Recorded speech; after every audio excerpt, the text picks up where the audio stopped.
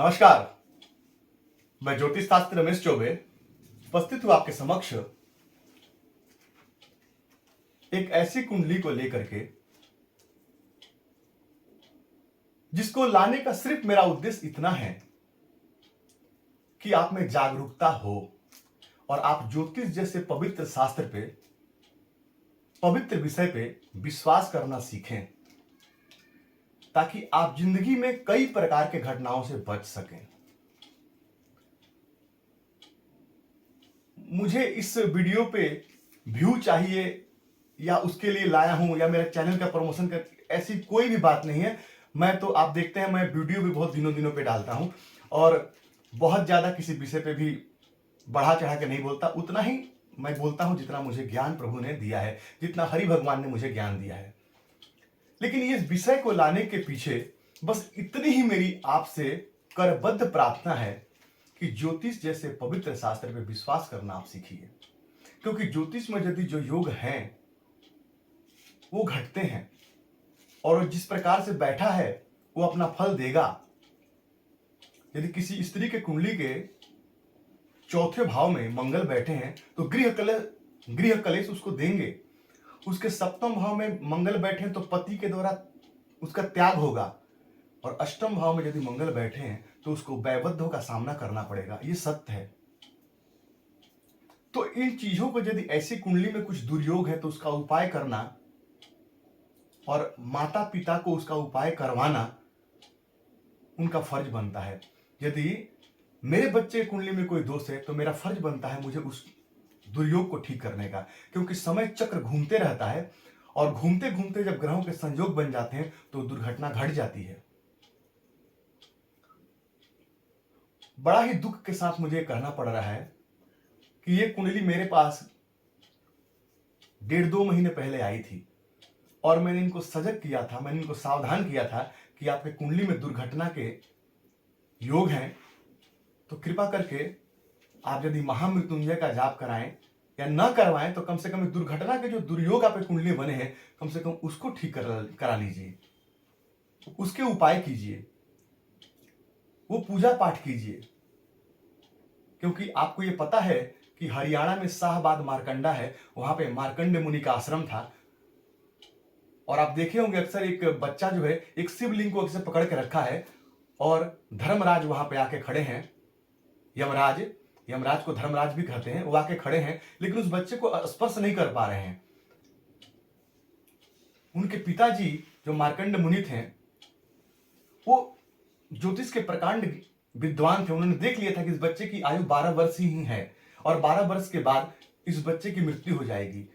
लेकिन उन्होंने शिव जी की वो आराधना किया और जिस दिन उनकी मृत्यु नजदीक आई थी उस दिन उस शिवलिंग को पकड़ के और वहीं खड़े हो गए, महामृत्युंजय का जाप करने लगे और यमदूतों की हिम्मत नहीं पड़ी कि उस बच्चे को शिवलिंग से खींच करके और ले जा सके।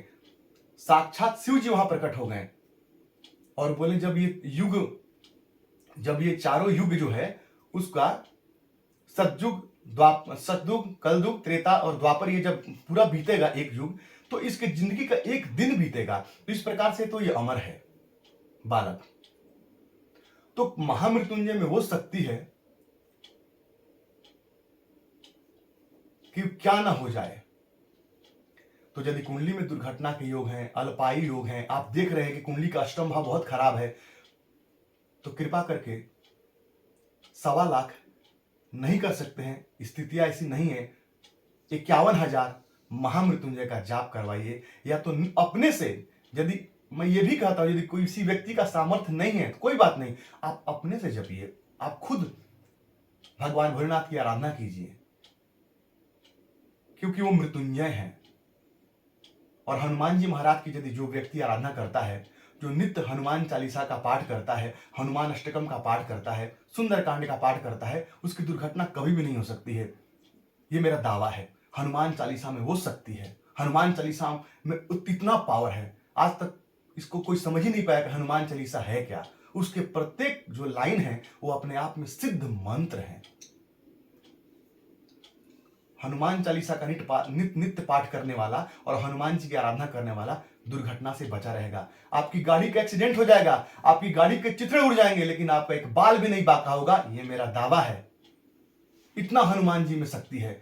यदि मंगल आपके कुंडली में कारक होकर बैठे हैं और वो पीड़ित हैं, आप मूंगा पहनिए, जब तक आपके हाथ में मूंगा रहेगा आपका एक बाल नहीं बाका होगा। यदि मंगल आपके कुंडली में कारक होकर बैठे हैं, आप 3 मुखी रुद्राक्ष प्राण प्रतिष्ठा करके पहनिए, आपका बाल नहीं बाका होगा। ये सब उपाय कौन करेगा? आपको खुद करना पड़ेगा। मैं इतना कॉन्फिडेंट होकर ये बात बोल रहा हूं क्योंकि मैंने इसका प्रभाव देखा है, मैं इसके प्रभाव को फील किया हूं, मैंने कई लोगों को बताया है और लोगों को फायदा हुआ है। तो ये कुंडली जब मेरे पास 1.5-2 महीने पहले आई तो मैंने इनको कहा कि कुंडली में प्रचंड दुर्घटना के योग है, आप सावधान हो जाइए, आप उपाय कीजिए। उपाय लिख के भेजा, कुंडली बना के भेजा कि दुर्घटना के योग है, संभल के रहिए आप। क्योंकि इस समय कन्या लगन के लोगों को बहुत परेशानी हो रही है। यदि आपकी भी कन्या लगन है या आपके बच्चे की कन्या लगन यदि है तो आपको सतर्कता बरतनी चाहिए। कन्या लगन के लोगों के लिए बिल्कुल समय ठीक नहीं चल रहा है, और खास तौर पर यदि कन्या लगन और कन्या राशि हो गई तो और बेकार है। जैसे कि इनका लगन में चंद्रमा बैठे हैं तो कन्या लग्न भी हो गया, कन्या राशि भी हो गया। और यदि मैंने आपको बताया इसके पहले भी जो कुंडली मैंने एक आपके पास विश्लेषण किया था उसमें भी सेम प्रॉब्लम था। चंद्रमा से, चंद्र लग्न से और जो लग्न से माने चंद्रमा से भी वो कहीं न कहीं गोचर अच्छा फल नहीं दे रहा था, और लग्न गोचर से भी वो अच्छा फल नहीं दे रहा था, तो उनको भी परेशानी हो रही थी। तो सब व्यक्ति को एक से परेशानी नहीं होगी, जिसके कुंडली में जिस प्रकार के योग है उसको वैसी परेशानी होगी। बड़े दुख के साथ मुझे कहना पड़ रहा है कि 6 मई 2023 को इनकी दुर्घटना हुई और उसमें इन्होंने अपना प्राण खो दिया। काफी दुख होता है ऐसा कहते हुए भी, क्योंकि जब इनको मैंने सारा कुछ बताया था तो कम से कम परिवार वालों को सजग होना चाहिए था इस विषय में, लेकिन कई बार वो हमारी ही गलती है। मैं आज थोड़ा ज्यादा इस विषय पे बोल रहा हूं क्योंकि मैं आपको अपने मन की बात बता नहीं सकता कि मैं कैसे आपको समझाऊं ये चीज। कई बार हमारे ही कई क्षेत्र के व्यक्ति ऐसे हैं जो गलत बता करके भी और किसी का धन हरण करने से बिल्कुल नहीं चूकते हैं। आप एक बात याद रखिएगा, यदि मैंने आपको सता करके आपका धन लिया है, यदि मैंने आपको गलत करके आपका धन लिया है, तो मुझे कहीं ना कहीं से मुझे नुकसान देगा और मैं उससे परेशान रहूंगा, वो धन मुझे नहीं सफल होगा। लेकिन यदि आपने किसी को सुख दे करके, मान लीजिए कि आपसे मैंने 5,000 के बदले 8,000 ले लिया या 7,000 ले लिया या 10,000 ले लिया, लेकिन मैंने आपका काम यदि ईमानदारी से किया है ना तो पैसा मुझे लगेगा। यदि आपका फोन मुझे आता है ना कि पंडित जी आपने जो बताया था उससे मुझे फायदा हुआ और मेरे सारे कार्य सफल हो गए, तो आपसे ज्यादा प्रसन्नता मुझे होती है, तो वो पैसा मुझे नहीं खलेगा। यदि मैं 2 का 4 भी आपसे ले लेता हूं और यदि आपके काम संपन्न हो जाते हैं तो पैसा मुझे, लेकिन यदि मैं 2 का 4 आपसे ले लिया और उसका कुछ नहीं किया, यदि मैंने मंत्र नहीं जपा, तो उसका मुझे भी दोष लगेगा और उस धन को जो मेरा परिवार खाएगा वो कभी उन्नति नहीं कर पाएगा। इसीलिए जब मैं किसी से पैसा लेता हूं मंत्र जापने का, आप यकीन कीजिए मैं पूरी श्रद्धा और निष्ठा के साथ उसके पूरी मंत्रों का जाप और दशांश हवन तर्पण और मार्जन करता हूं, और मैंने से कई लोगों को करके फायदा दिलवाया है। क्योंकि मैं सबसे तो धोखा कर जाऊंगा, लेकिन श्री हरि नारायण से कैसे धोखा करूंगा? जब मैं वहां जाऊंगा तो मुझे उसका जवाब देना पड़ेगा कि तुमने ऐसा क्यों किया है। इस जन्म में तो भोगूंगा ही और वहां जाकर भी भोगूंगा, तो ऐसा मैं कभी नहीं करता हूं। बाकी आपकी मर्जी, आपकी सूझबूझ। आइए चलते इस कुंडली की तरफ में। आज मैंने बहुत बोला क्योंकि मेरा मन अंदर से बहुत दुखी है, इसीलिए मैं इतना बोल रहा हूं इस विषय पे। आइए चलते हैं कुंडली में। तो कन्या लगन की कुंडली यहां पे, और लग्नपति बनते हैं बुध कुंडली के 12वें में जाके बैठे हैं, और यहां पे वक्री होके अस्त होके बैठे हैं। क्षमा कीजिए, वक्री होके अस्त करके बैठे हैं बुध यहाँ पे, क्योंकि सूर्य से बिल्कुल पास पास बैठे हैं। जन्म का तारीख मैंने यहाँ पे लिख रखा है 30 जुलाई 1998, 9:35 AM का समय है, और अल्मोड़ा उत्तराखंड का इनका जन्म है। लग्नेश का कुंडली के 12वां में जाना, देखिए जिंदगी का कोई भी सुख या दुख कौन भोगता है? लग्नेश। तो लग्नेश यदि यहां पे 12वें भाव में आके बैठे हैं, इसका मतलब क्या? इसका मतलब लग्नपति कमजोर हो गया। एक तो वक्री होके अस्त है, वक्री भी है और अस्त भी, यानी कि बुरी तरह से खराब है, और ऊपर से राहु के साथ बैठा और केतु की दृष्टि से दृष्ट होकर बैठा है। इसका मतलब बिल्कुल ही लग्नेश पीड़ित है। तो कोई भी जिंदगी का सुख या दुख कौन भोगता है? व्यक्ति, यानी मेरा लग्न भोगेगा, मैं भोगूंगा। तो लग्न ही यहां पे पीड़ित है, तो ये नेगेटिव पॉइंट हो गया, लग्नेश कमजोर।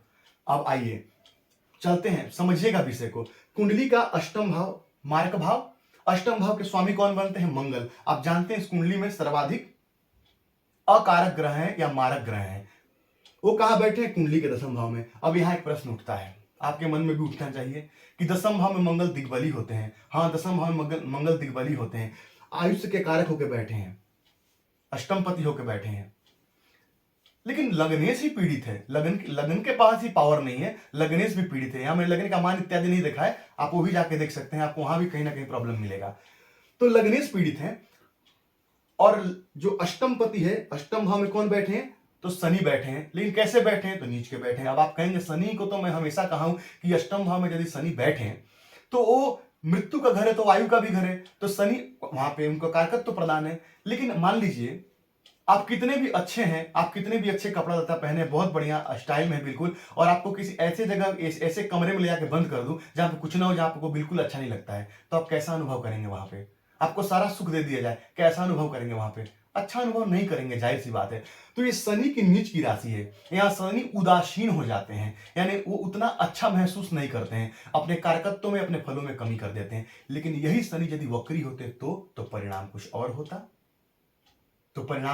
होता, तो शनि यहां नीच के बैठे हुए हैं और उनकी दृष्टि मंगल पे पड़ती है, यानी कि नीच के शनि की दृष्टि का मंगल पे पड़ना ये अच्छा नहीं है। और साथ ही साथ शुक्र पे पड़ना, मैंने कहा है सब सुख होगा, भोग नहीं पाएंगे। जब भी शनि की दृष्टि होगी सुख भाव पे, सुख के कारक पे, तो आप उस सुखों को भोग नहीं पाएंगे।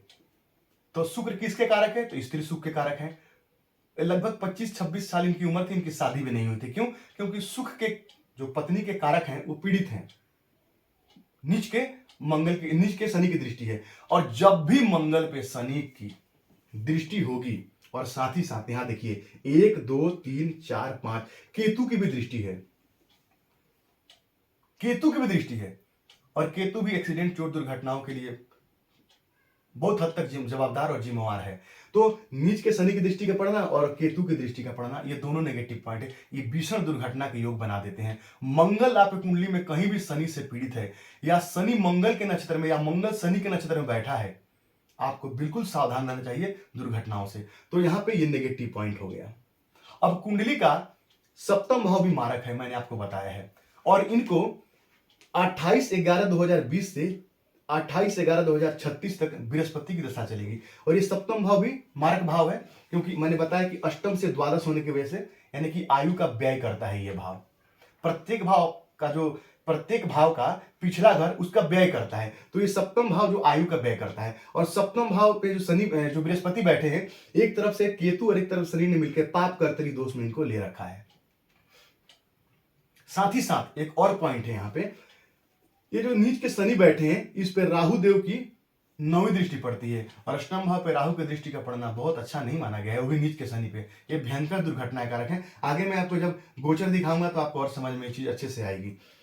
तो ये बृहस्पति यहां पे पीड़ित है, और सडबल में जब मैंने जाके इनके देखा तो सबसे कमजोर शनि बैठे हैं, 7 अंश लेके सबसे कमजोर, उसके बाद चंद्रमा बैठे हैं कमजोर होकर के। तो ये नेगेटिव पॉइंट है पूरे। अब बृहस्पति पाप कर्तरी दोष में है, और क्या है कि एक तरफ से राहु और केतु ने मिलकर सारे ग्रहों को अपने तरफ ले रखा है, और एक चंद्रमा साइड में है। ये आंशिक काल सर्प दोष है। लोग कहते हैं कि आंशिक काल सर्प दोष भी होता है, और मेरे पास इसके पुस्तक है, उसमें संपूर्ण रूप से वो चीजें लिखी हुई हैं। तो ये आंशिक काल सर्प दोष भी है, ये भी परेशान किया जातक को।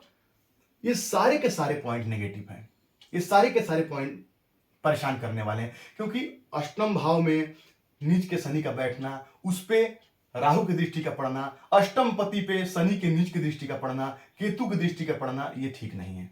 और साथ में लग्नेश जो आयु भोगेगा वो भी पीड़ित है।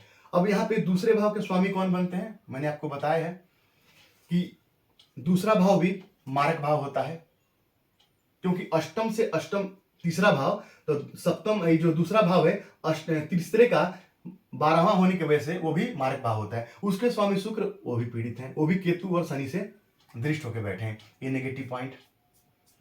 अब इनको जब बृहस्पति की दशा चली तो बृहस्पति में इनको शनि का अंतर प्रारंभ हुआ 15 जनवरी 2023 से 28 जुलाई 2025 तक चलेगा। अब शनि चूंकि नीच के बैठे हैं, देखिए शनि का रोल होगा ही होगा और बृहस्पति का भी रोल आगे होगा, मैं आपको बताता हूं, क्योंकि बृहस्पति ही तो यहाँ पे पीड़ित होकर बैठे हैं कुंडली के सप्तम भाव में। अब उसके बाद में इनको गुरु में शनि 15 जनवरी 2023 से 10 जून 2023 तक चलता। अब इनको गुरु में शनि में बृहस्पति 21/5/2023 से 10/6/2023 तक।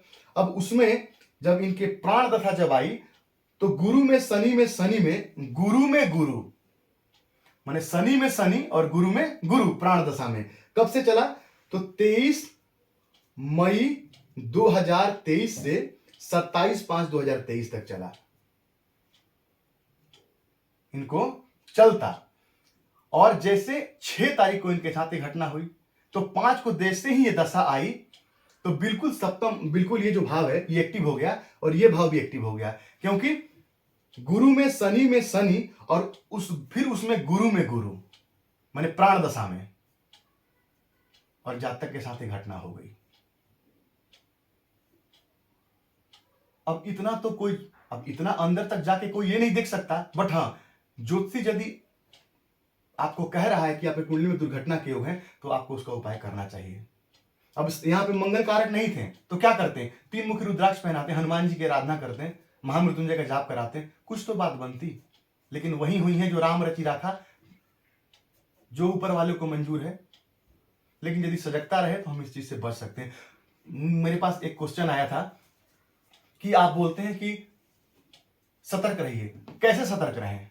ऐसे सतर्क रहिए जो आपको बताया जाता है कि हाँ, हनुमान चालीसा का आपको पाठ करना चाहिए, आपको मंगल के बीज मंत्रों का जाप करना चाहिए। उससे क्या होगा, मैंने बताया आपको, गाड़ी आपके चिथड़े उड़ जाएंगे। आपने कई बार देखा होगा ऐसा एक्सीडेंट, गाड़ी के चिथड़े खरपच्चे उड़ गए बिल्कुल, लेकिन अंदर बैठा हुआ व्यक्ति बिल्कुल सुरक्षित है। ऐसा मैंने देखा है। यही है वो दुर्घटना का योग, कोई नहीं टाल सकता, होगा लेकिन आपको कुछ नहीं होगा। आइए गोचर पे चलते हैं, एक बार नवमांश की तरफ चलते हैं। तो नवमांश में भी देखिए बृहस्पति यहीं बैठे हैं और अष्टम भाव में चंद्रमा बैठे हैं, और अष्टम पति बुध कुंडली के चौथे भाव में मंगल और शनि राहु से जो है कैसे बैठे हैं तो पाप कर्तरी दोष में, और यहां शनि जो है राहु के साथ बैठे हुए हैं। लग्नेश बनते हैं शनि, वो यहां पीड़ित हैं, यहां भी लग्नेश पीड़ित, यहां भी लग्नेश पीड़ित। यहां अष्टमपति बुध पाप कर्तरी दोष में बैठे हैं और कुंडली के चौथे भाव में उनको एकदम पूरी तरफ से वो भी पाप कर्तरी दोष में फंसे हुए हैं, यानी उनके पास भी बलाबल नहीं है। तो यहां सारे पॉइंट जो है नेगेटिव है। उसके बाद में सूर्य जो है नीच के बैठे हैं कुंडली में, कुंडली के भाग्य भाव में ही मंगल से दृष्ट होकर बैठे हैं, यानी नीच के सूर्य की दृष्टि मंगल पे पड़ रही है। कई सारी चीजें हैं। शुक्र यहां उच्च के बैठे हैं कुंडली के दूसरे भाव में। तो जो अष्टम भाव है वहां पे नीच के चंद्रमा, आपको बताया कि चंद्रमा इस कुंडली में षडबल में सेकंड सबसे कमजोर है। तो यहां भी शनि की स्थिति यानी आयुष्य के जो कारक ग्रह हैं वो पीड़ित होकर बैठे हैं और लग्नेश भी वही है। तो ये चीजें यहां भी आप देख सकते हैं अच्छे से। आगे बढ़ते हैं, गोचर पे आते हैं। जब आप इनका गोचर बनाएंगे तो इनका लग्न गोचर चंद्र गोचर दोनों में लिखा है, तो इनका चंद्रमा लग्न में है तो लग्न और चंद्र गोचर एक ही होगा। तो उस समय की जो स्थिति थी, बृहस्पति कुंडली के अष्टम भाव में बैठे हैं मेष राशि में, सूर्य राहु बुध और गुरु, यानी कि और यहां बुध भी अभी इस समय वर्तमान में वक्री होकर अस्त हैं, यानी कि लग्नेश कुंडली के अष्टम भाव में वक्री होकर अस्त हैं, पावर नहीं है। और राहु के साथ बैठे हैं और सूर्य के साथ बैठे हैं, ये ठीक नहीं है। राहु के साथ बैठ के जड़त्व दोष का निर्माण हो गया, और बृहस्पति भी राहु के साथ बैठे हैं, यानी कि वो भी पीड़ित है। और यहाँ बृहस्पति की दशाएं इनको चल रही थी और यहाँ बृहस्पति सप्तम पति होकर के और पीड़ित होकर बैठे हैं वहां पे। नेगेटिव पॉइंट अब आगे देखते हैं। शनि की तीसरी नीच दृष्टि इन सभी ग्रहों पे पड़ती है, तो शनि का यहाँ इन्वॉल्वमेंट है अंतरदशा, महादशा और प्राणदशा में, और बृहस्पति का भी यहाँ इन्वॉल्वमेंट है। तो बृहस्पति की पे शनि की नीच का दृष्टि का पड़ना ये अच्छा नहीं हुआ यहाँ पे, क्योंकि शनि इनके कुंडली में बहुत षडबल में मजबूत नहीं थे, तो अपना प्रभाव उतना अच्छा इनको नहीं दिया इन्होंने। और साथ ही साथ देखिए 1998 की बात है, यहाँ पे शनि शुक्र और मंगल एक साथ बैठे मिथुन राशि में, और आज भी देखिए गोचर जब आप लगाएंगे 6 तारीख का, तो शनि और मंगल यहीं, शुक्र और मंगल यहीं बैठे हुए हैं, और उस पे 7, 8, 9 केतु की दृष्टि पड़ती है। यहां भी केतु की दृष्टि पड़ती है और यहां भी केतु की दृष्टि पड़ती है मंगल पे। ये सब नेगेटिव पॉइंट, एक सारे इतने सारे ग्रहों का अष्टम भाव में बैठ जाना, लग्नपति का कमजोर हो जाना। और चंद्रमा भी देखिए, चंद्रमा षडबल में सबसे कमजोर मैंने लिखा है यहाँ पे, सेकंड कमजोर।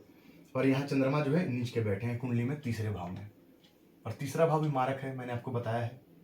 अष्टम से अष्टम होने की वजह से यहाँ से जोड़ेंगे तो 7 और 1 8, अष्टम से अष्टम होने की वजह से, यानी चंद्रमा का भी, क्योंकि चंद्र कुंडली भी तो कमजोर होनी चाहिए ना, लग्न कुंडली तो कमजोर हो ही गई, लग्नपति जाके खराब हो ही गए, और चंद्रमा भी जो चंद्र कुंडली से देखेंगे तो चंद्रमा भी नीच के हो गए, यानी कि ना लग्न कुंडली ने सपोर्ट किया ना चंद्र कुंडली ने सपोर्ट किया, और ये इनके साथ इनको दुर्घटना का सामना करना पड़ा। देखिए कैसे ग्रहों का गोचर आके एक साथ मिल जाता है, यहां भी शुक्र मंगल एक साथ है, यहां भी शुक्र मंगल एक साथ है, ये बहुत बड़ी बात है।